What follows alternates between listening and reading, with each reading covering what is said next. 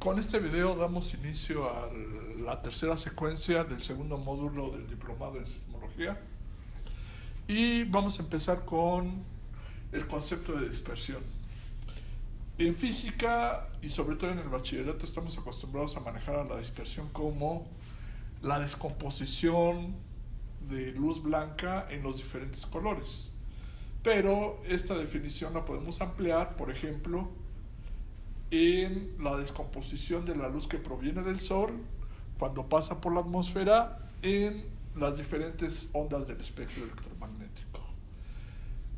Sin embargo, considero que esta definición no es muy clara y vamos a ver otra definición que tiene que ver con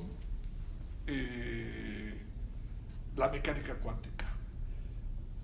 Otros definen a la dispersión como la interacción de la luz con las moléculas o átomos del medio por el cual está viajando. Por ejemplo, la luz que proviene del Sol interacciona con las moléculas que componen el aire de la atmósfera, en particular oxígeno y nitrógeno. Pero no todas las ondas del espectro de la luz del Sol interaccionan con estas moléculas, sino solamente las que coinciden con frecuencias entre el ultravioleta, violeta y azul. Pero como nosotros no podemos ver el ultravioleta, por eso es que vemos el cielo azul.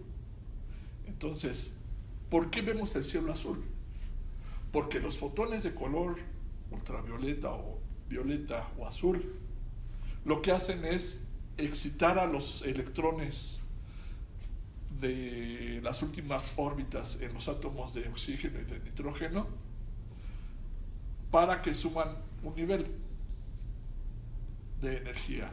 Y al regresar, después de cierto tiempo, estos electrones a su estado inicial de energía emiten un fotón con la misma frecuencia. De ahí que, por ejemplo, veamos el cielo azul de una forma más o menos pareja y, por ejemplo, el cielo de la luna lo veamos negro. ¿Por qué? Pues porque no hay atmósfera y por lo tanto átomos que dispersen la luz del Sol. Ahora vamos a ver el concepto de difracción. Este es un concepto que se aplica en general a cualquier tipo de ondas. Y la definición más general tiene que ver con la desviación de una onda que pasa cerca de un cuerpo o de un borde. El fenómeno más estudiado en la difracción son las rejillas. En particular, quien inició el estudio de la difracción fue Young y él enfocó su estudio en los patrones que se daban por la difracción de la luz de frentes de ondas planos en una o dos rejillas. Esto se verá bien en el documento que da base al guión de este video. No me voy a meter a los detalles, pero lo que nos va a dar las características primero de la onda que se está difractando, del cuerpo por el cual está atravesando y las características de este cuerpo, o en este caso rejilla o orificio, van a ser los patrones de interferencia. Existen muchos patrones de interferencia y la difracción es tan importante que, por ejemplo, si se difractan en particular rayos X en arreglos de ciertos materiales, podemos identificar la composición de estos materiales. Entonces, la difracción tiene que ver con cómo se desvían las ondas cuando pasan cerca de cuerpos. Y esta difracción va a depender de varios parámetros. Uno de ellos, la longitud de onda, y el otro, las dimensiones del cuerpo por el cual está atravesando o por el cual está pasando cerca. El último concepto importante para las ondas es el concepto de polarización. Este concepto de polarización solamente se aplica a ondas transversales. ¿Esto qué quiere decir? Que, por ejemplo, no podemos hablar de polarización para ondas sonoras. En particular, por ejemplo, en sismología únicamente vamos a hablar de polarización para las ondas S, que son ondas transversales, y en física,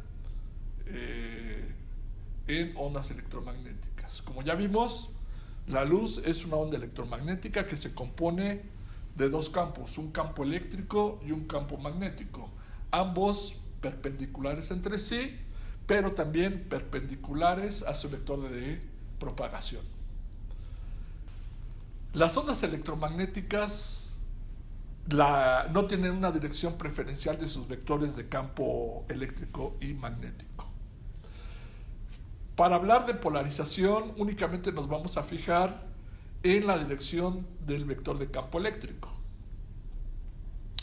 Si pudiéramos ver estos vectores en una onda que no es polarizada, veríamos que el vector de campo eléctrico está girando de una forma azarosa. ¿Por qué? Pues de acuerdo a las condiciones, por ejemplo, del medio, ¿no? Pero nosotros podemos obligar a que este vector de campo eléctrico tome una dirección preferencial. Existen varios tipos de polarización. Por ejemplo, polarización por reflexión, polarización por dispersión, polarización por birrefringencia, y de aquí se derivan también la polarización circular y la polarización elíptica.